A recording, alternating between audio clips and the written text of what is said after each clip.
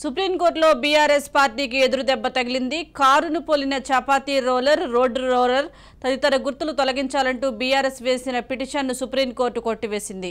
ఓటర్లకు అన్నీ తెలుసని ధర్మాసనం వ్యాఖ్యానించింది. కారును పోలిన చపాతీ రోలర్, రోడ్ రోలర్ తదితర గుర్తులు తొలగించాలంటూ బీఆర్ఎస్ సుప్రీంకోర్టులో పిటిషన్ వేసింది. మునుగోడు ఉప ఎన్నికల్లో కారును పోలిన గుర్తులతో నష్టపోయామని బీఆర్ఎస్ వేసిన పిటిషన్ను సుప్రీంకోర్టు కొట్టివేసింది.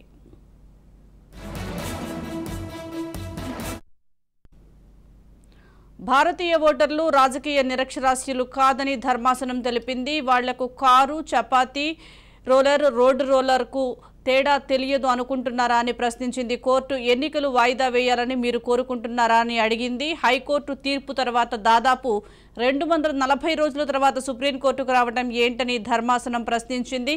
అధికార పార్టీగా ఉన్న మీకు ఈ విషయం తెలియదా అని నిలదీసింది. ఈ సందర్భంగా బీఆర్ఎస్ పార్టీ తరపు న్యాయవాదులపై సుప్రీంకోర్టు ఆగ్రహం వ్యక్తం చేసింది. ఈ మేరకు justice Abhay S Oka, justice Pankaj మిథాల్తో కూడిన ధర్మాసనం తీర్పు ఇచ్చింది. సుప్రీంకోర్టులో బీఆర్ఎస్ కు ఎదురు దెబ్బ తగిలింది. దీనికి సంబంధించి పూర్తి సమాచారం మా ప్రతినిధి మహేందర్ అందిస్తారు. మహేందర్, బీఆర్ఎస్ పార్టీకి సింబల్స్ ఎవరు పట్టుకుందని చెప్పొచ్చు. కారు కోరినటువంటి చపాతీ రోలర్, రోడ్ రోలర్ తదితర గుర్తులను తొలగించాలంటూ బీఆర్ఎస్ పార్టీ వేసిన పిటిషన్ సుప్రీంకోర్టు కొట్టివేసింది. అన్ని తెలుసని ఇటువైపు ప్రభుత్వం అయితే పిటిషన్ స్పష్టం చేసేసి ఓటర్లను అన్ని విషయాలు తెలుసని ధర్మాసనం మీరు చాలా స్పష్టంగా చెప్పింది. హైకోర్టు తీర్పు తర్వాత దాదాపు 240 రోజుల తర్వాత సుప్రీంకోర్టుకు రావడం ఏంటంటూ ప్రశ్నించింది. అధికార పార్టీకి ఉన్న మీకు ఈ విషయాలు ఏవి తెలియవా అంటూ బీఆర్ఎస్ పార్టీ తరఫున న్యాయవాదులపై సుప్రీంకోర్టు ఆగ్రహం కూడా వ్యక్తం చేసింది. ఆ పిటిషన్ విచారణ చేపట్టడం సాధ్యం కాదని ధర్మాసనం పూర్తిగా ఖరాఖండిగా తేల్చి చెప్పేసింది. కావాలంటే హైకోర్టుకు వెళ్ళొచ్చని, అయితే మెరిట్స్ ఆధారంగానే అక్కడ కూడా విచారణ జరుగుతుంది అంటూ సుప్రీంకోర్టు స్పష్టం చేసిన విషయం తెలుస్తుంది. ఇక నిరక్షరాస్యులు కాదని ధర్మాసనం పేర్కొంది.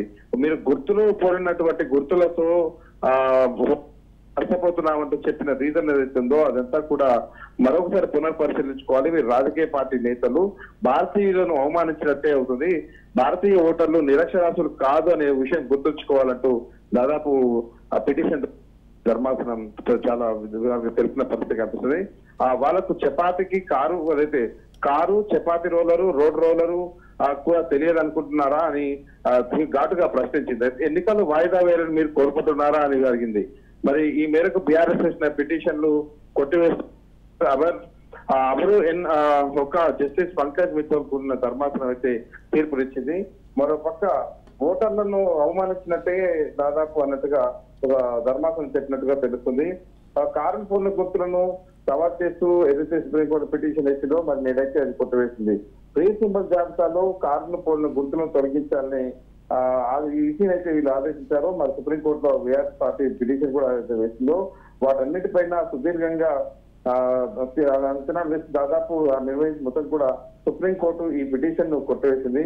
ఎవరికి కేటాయించైతే కారుపూర్ణ గుర్తులు ఎవరికి కేటాయించొద్దంటూ ఢిల్లీ హైకోర్టులో ఇప్పటికే బీఆర్ఎస్ పిటిషన్ దాఖలు చేసిన నేపథ్యం అయితే ఈ పిటిషన్ ను ఈ నెల 12న బీఆర్ఎస్ పార్టీ వెనక్కి తీసుకుంది. మరి సుప్రీంకోర్టులో పిటిషన్ దాఖలు చేసిన ఉద్దేశంతో ఢిల్లీ హైకోర్టులో వీళ్ళు పిటిషన్ వెనక్కి తీసుకున్నారని తెలుస్తుంది. ఆ తర్వాత విషయం సుప్రీంకోర్టులో వాళ్ళు పిటిషన్ దాఖలు చేయడం, ఆ పిటిషన్ పై విచారణ జరగడం, సుప్రీంకోర్టులో దాదాపు మరి నేను వాళ్ళకి చుక్క ఎదురవడం దాదాపు అన్ని జరిగిపోయినాయి.